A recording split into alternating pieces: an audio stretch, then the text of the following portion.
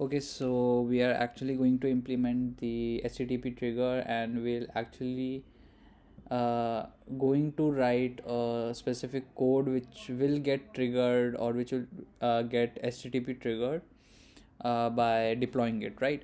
So first you just need to go to your Google Cloud, and there to you just need to write cloud functions.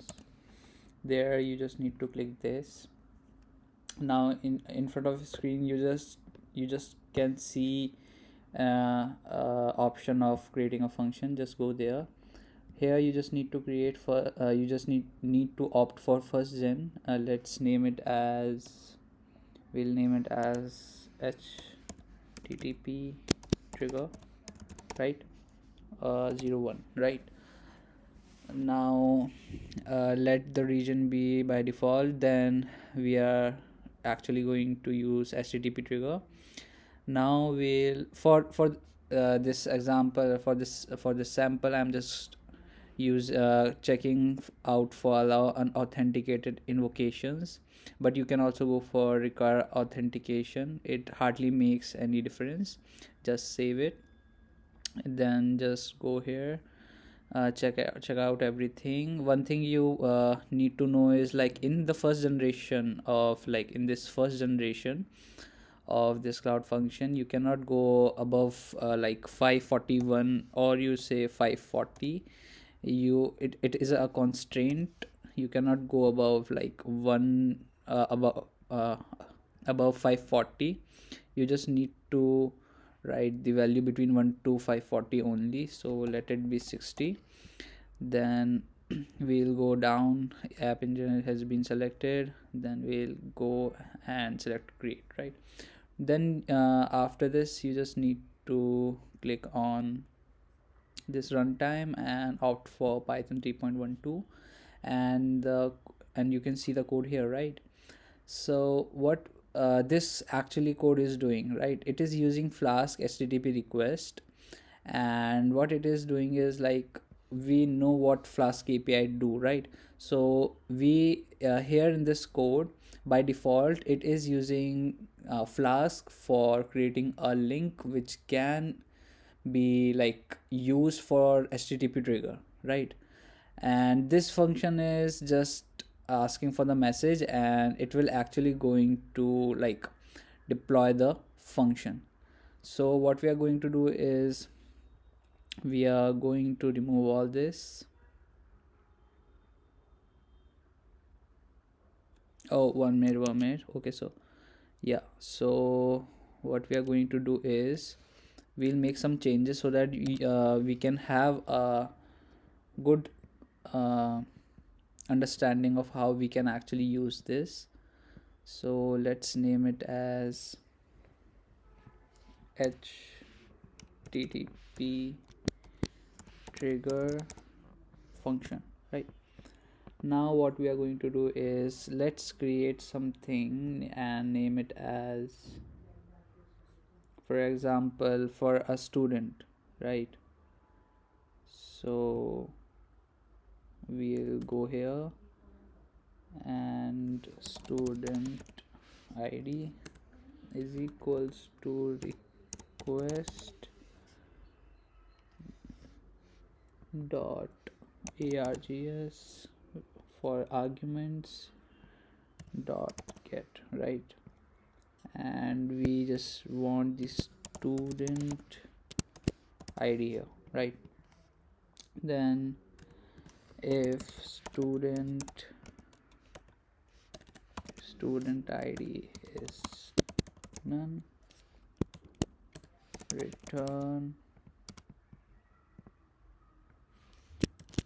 provide a student id, right? Now we'll create a variable where we are going to store the id, student info and student id, right? Okay, so we have done this. Now what we are going to do is we for this we have used this function, but we haven't created this function yet. So we are going to create this function as get student id info, where student id, we just need to create a variable here. Then let's take an example, or we can say let's create an example by using students data and a dictionary where one, and we can write the name as, okay, we can write the name as whatever we want, for example John, right? So we have given this, it's just an example. We can create one more like id, which can be like this. We are writing it as 2, and let's take the name as, what we can do here is, yeah, so let's take name as Alice, right? Just whatever you want to, let's take, we can take it as Alice. And then we just need to return the students data dot get student id.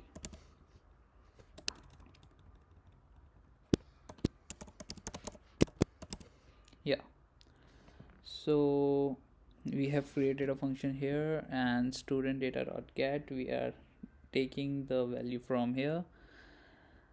Okay, so what we are going to do, so what this function this is going to do is, like, when we are calling this http trigger function and requesting the flask for the link, it will take the message, whatever the message it will be, it should be student id. If it's not, then it's going to like print this provide a student id, else it's going for this function, or I mean this function where the id is here, whatever the id is, it will like take that name and it will print that, right? So here also, whatever we need the entry point, like what is entry point? Entry point is the function name from where our http trigger and will enter our code, right? So we are going to write here http and trigger, okay, trigger function, right? So this is our main thing. This is the requirements, whatever packages you want to add. This is the inline code which we are writing here. We just need going to deploy this.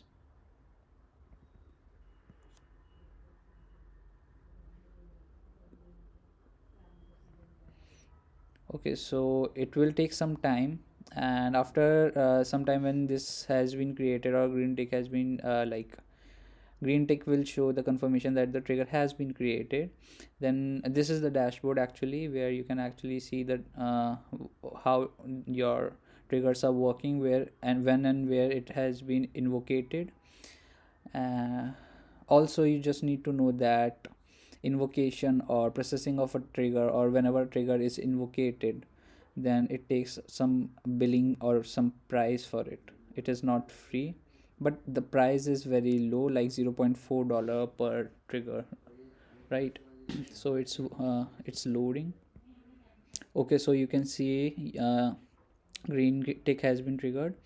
We can go here, and you can actually see a trigger url has been created.